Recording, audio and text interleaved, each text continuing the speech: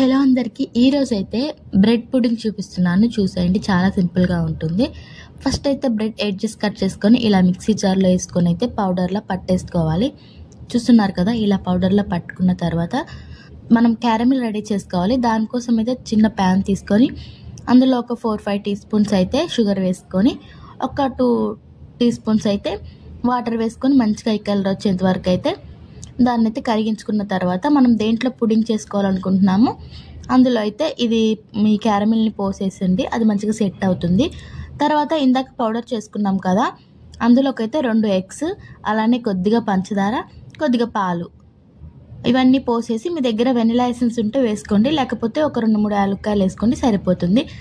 వీటన్నింటిని మంచిగా బ్లెండ్ చేసుకున్న తర్వాత చూపిస్తున్న విధంగా అయితే మనం ఇందాక చేసి పెట్టుకున్నాం కదా, అందులో పోసేసి మీరు ఇడ్లీ పాత్రలో కానీ లేదంటే ఏదైనా చిన్న బౌల్లో కానీ ఇలా ఆవిరిలో ఉడికిస్తే అయిపోతుంది. దీన్ని అయితే మనం ఫ్రిడ్జ్లోకి ఒక అర్ధగంట పెట్టేసుకొని తింటే అయితే చాలా బాగుంటుంది, చాలా చల్లగా ఉంటుంది.